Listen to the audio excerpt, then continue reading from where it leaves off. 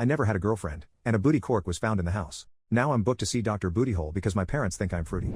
This morning my mom barged into my room with a fucking booty cork in her hand and presumed it was mine. She said what I choose to do with my body is my business, even if she disagrees with it, but what she will not accept is finding my gay sex toys all over the house for everyone to see. Freeze frame. For the record, I'm not gay.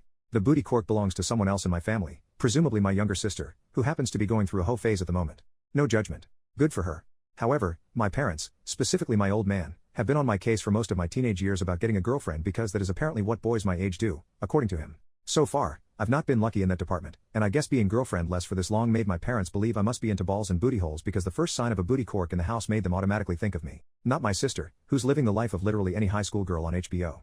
I've never had segs. My sister has plenty. Yet I'm the one taking the fall. The more I tried to convince my mom the booty cork wasn't mine, the more convinced she became that, other than her yelling me awake and accusing me of fucking my own a-hole, additional measures needed to be taken to educate me about responsible intimate behavior. So, come next Tuesday, immediately after school, I have an appointment with our doctor, who my mom has instructed to talk to me about the dangers of anal penetration.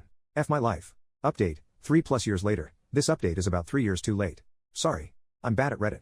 The following happened soon after my original post. My mother booked an appointment with our doctor on my behalf. She wanted our doctor to educate me about the dangers of anal penetration after she discovered a booty cork in our house. Since I was perpetually single throughout my teens, my parents became convinced that I might be gay and that the dildo belonged to me, even though all of us lived under the same roof as my intimately active sister, who was practically a nymphomaniac. I was determined to make my mom regret taking me to an anal doctor, so I insisted that she didn't leave me alone with a Dr. Bootyhole. As soon as the doc asked me if I was having anal intercourse, specifically on the receiving end, I nodded and asked the doctor if my compulsion to get plowed in the booty like a horny little twink could be something I got from my parents.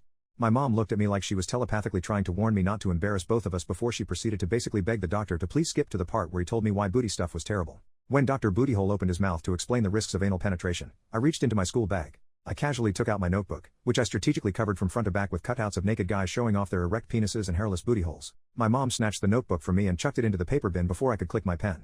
The doctor was momentarily speechless, but my visibly annoyed mother broke the awkward silence by reminding him that he was still telling us about bacterial infections. I knew it would be an uncomfortable experience, so I did my best to make everyone uncomfortable. My mom explained to my dad what happened, and the two of them decided to use all their parental power to punish me for as long as possible. No one took ownership of the booty cork until literally a couple of weeks ago when my sister called to inform me that our parents just left her apartment after our mom used her bathroom and discovered another booty cork. My sister said she no longer felt ashamed to tell our mom that not only was that her booty cork in the bathroom, but so was the infamous booty cork. That my mom was convinced was mine.